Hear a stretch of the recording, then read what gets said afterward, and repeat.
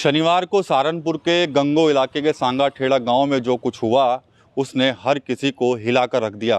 Bharatiya Janata party से जुड़े योगेश रोहिला ने अपनी पत्नी और 3 बच्चों को गोली मार दी। इस घटना में योगेश रोहिला की पत्नी नेहा, बेटी श्रद्धा, बेटा देवांश और बेटे शिवांश की मौत हो गई है। चारों का अंतिम संस्कार हो गया है।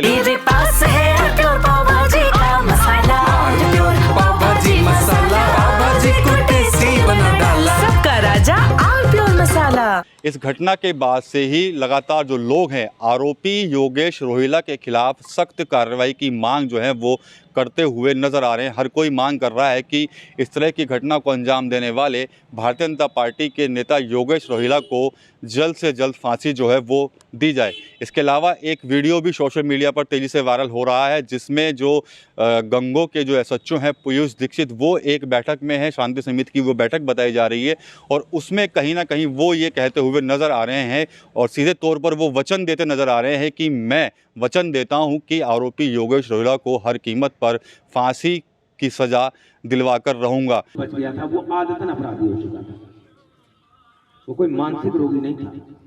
ये मानसिक रोगी का उसने अफवाह फैलाने का प्रयास किया ताकि उसे कोर्ट से फायदा मिल जाए, वो फांसी से बच जाए। और मैं आप लोगों को वचन देता हूं, मैं अपने 24 साल की नौकरी का पूरा अनुभव हम दोनों बैचमेट लगा देंगे, उसको फांसी के तख्ते तक पहुंचा देंगे।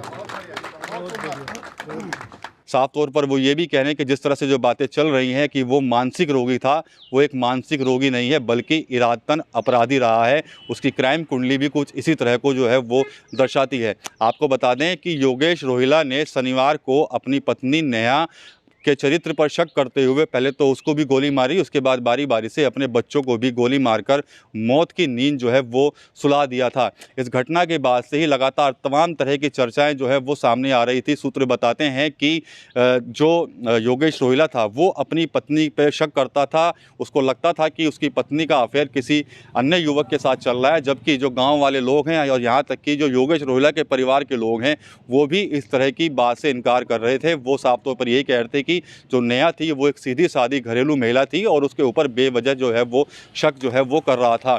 मानसिक रोगी उसको बताया जा रहा था, लेकिन जिस तरह से उसने इस घटना को अंजाम दिया है वो बताता है कि कहीं ना कहीं उसने एक इरादतन ही इस घटना को अंजाम दिया है और चारों को बारी बारी से जो है उसने मौत के घाट जो है वो उतार दिया था। इस घटना के बाद से सूत्र ये भी बताते हैं कि अब तक योगेश रोहिला को किसी तरह का पछतावा नहीं है। हालांकि पुलिस उसको गिरफ्तार करके जेल भेज चुकी है। सूत्रों का दावा है कि जिस वक्त सहारनपुर के ही गंगो थाने में रात को उसको लॉकअप में रखा गया था तब भी उसके चेहरे पर किसी तरह की कोई शिकन तक नहीं थी। वो आराम से वहाँ पर सोया, खर्राटे लगातार वो मारता रहा और खाना वगैरह जो है वो भी उसने वहाँ पर मांगा। उसके बाद जब उसको जेल में शिफ्ट किया गया तो जेल में भी वो कुछ इसी तरह से है और उसको किसी भी तरह का पछतावा जो है वो अब तक इस पर नहीं हो रहा है। चर्चा इस बात की भी हो रही थी कि भाई जो योगेश रोहिला था उसको ये भी शक था कि उसकी पत्नी ने कोई तांत्रिक क्रिया जो है उसके ऊपर कराई है और तांत्रिक क्रिया की काट करने के लिए वो भी लगातार कई तांत्रिकों के चक्कर जो है वो काट रहा था। उसने पूरी प्लानिंग के तहत इस घटना को जो है वो अंजाम दिया।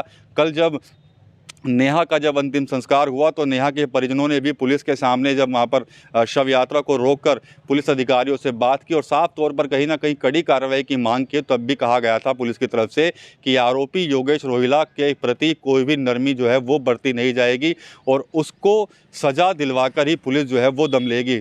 सहारनपुर के ही जो गंगो के एसएचओ हैं पीयूष दीक्षित जब वो एक शांति समिति की बैठक में थे तब वहाँ पर भी उन्होंने क्लियर किया कि जिस तरह से बताया जा रहा था कि वो एक मानसिक दबाव में था या मानसिक रूप से पीड़ित था, ऐसा लगता नहीं है क्योंकि गैर इरादतन उसने हत्या नहीं की बल्कि इरादतन ही उसने ये हत्या जो है वो कहीं ना की है और उसको फांसी के कटघरे फांसी तक दिलवाने तक के लिए पूरा जोर जो है वो पुलिस लगाएगी। एक आदमी ने अपने पूरा परिवार खत्म कर दिया,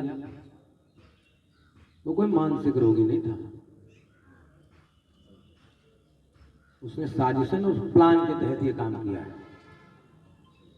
प्लान करके उसने अपने पूरे परिवार को खत्म कर दिया और ऐसी ही कुछ बातें कई साल पहले, एक दशक पहले भी सामने आ चुकी हैं जिसमें कि वो बच गया था। वो आदतन अपराधी हो चुका था, वो कोई मानसिक रोगी नहीं था।